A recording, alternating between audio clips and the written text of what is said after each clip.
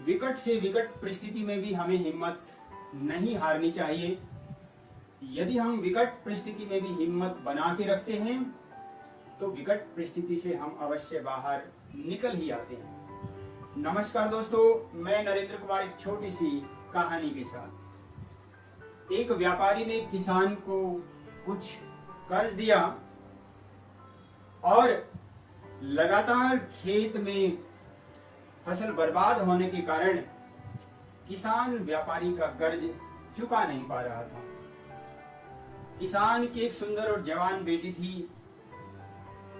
उसे देखकर व्यापारी के मन में लालच आ गया। उसने मन ही मन योजना बनाई और किसान को बुलाकर कहा कि मैं तुम्हारे सामने दो विकल्प रखता हूं, या तो जितना पैसा मैंने तुम्हें दिया है तुरंत मुझे लौटा दो, अगर नहीं लौटाते हो तो पुलिस में मैं तुम्हारे खिलाफ शिकायत करूंगा, और दूसरा विकल्प यह है कि तुम अपनी सुंदर लड़की की शादी मुझसे कर दो तो मैं तुम्हारा सारा कर्ज माफ कर दूंगा।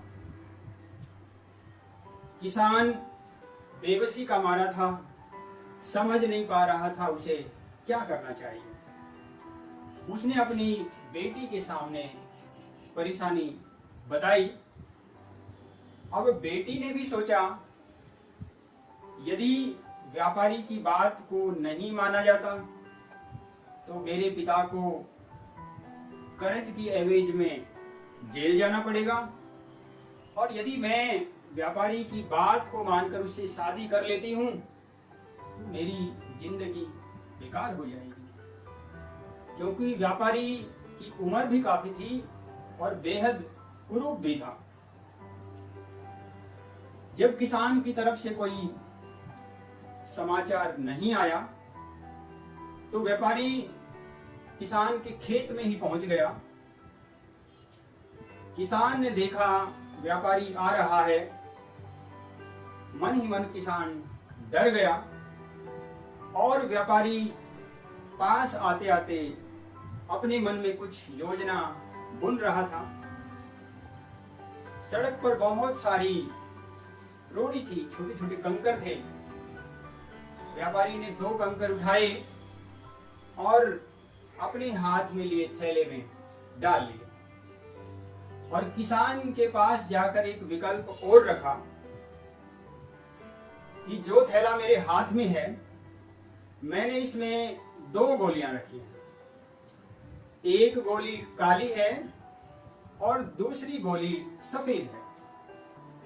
यदि थैले में हाथ डालकर बिना देखे तुम्हारी लड़की सफेद गोली निकाल लेती है तो तुम्हारी सुंदर और जवान बेटी को न तो मुझसे शादी करनी पड़ेगी और न ही तुम्हें मेरा कर्ज लौटाना पड़ेगा।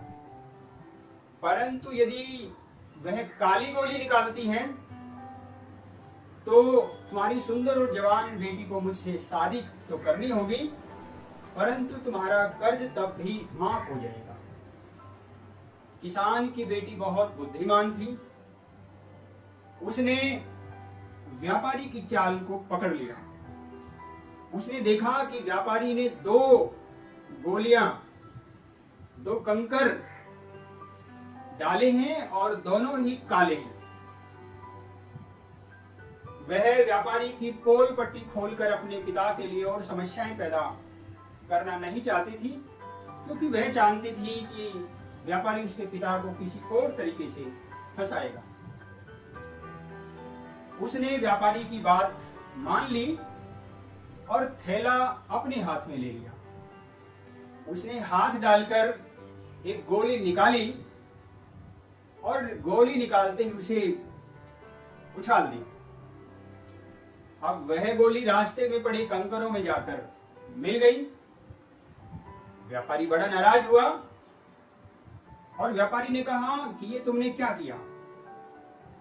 किसान की बेटी ने अपनी गलती मानते हुए कहा, वाकई मुझसे गलती हुई है, परंतु आपके कथनानुसार इस थैले में दो गोलियां थी, एक काली और एक सफेद। अब जो बची हुई है उस गोली को निकाल कर देख लेते हैं।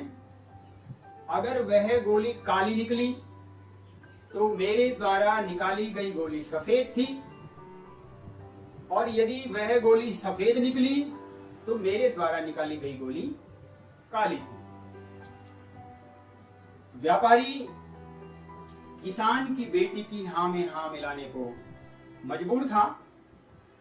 वह यह कैसे कहे कि मैंने चालाकी से थैले में दोनों ही गोलियां काली रखी थी। किसान की बेटी ने थैले में हाथ डाला और काली गोली निकली, उसे व्यापारी को दिखाया और व्यापारी को बताया कि इसका मतलब यह हुआ कि मैंने जो गोली निकाली थी वह सफेद थी, और तुम्हारे कथन अनुसार यदि मैंने सफेद गोली निकाली है तो मेरे पिता का कर्ज भी माफ हुआ और मुझे तुमसे शादी भी नहीं करनी पड़ेगी। व्यापारी किसान की बेटी की बात मानने को मजबूरी था। इस तरह से किसान की बेटी ने अपनी बुद्धिमता से खुद को भी मुसीबत से बचा लिया और अपने पिता को कर्ज से मुक्त भी करा दिया। दोस्तों, हमारे जीवन में भी इस तरह की स्थितियां आती हैं जब हमें लगता है कि कोई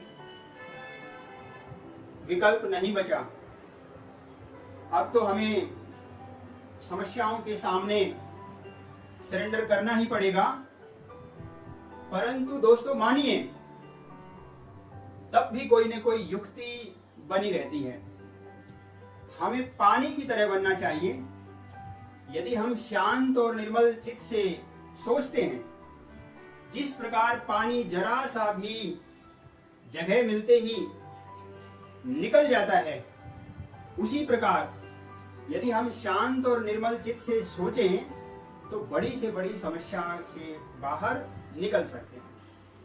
दोस्तों, कहानी आपको कैसी लगी कमेंट बॉक्स में लिखकर मुझे जरूर बताएं, और कहानी को अधिक से अधिक शेयर करें, और चैनल को यदि आपने अब तक सब्सक्राइब नहीं किया तो चैनल को सब्सक्राइब कर लें।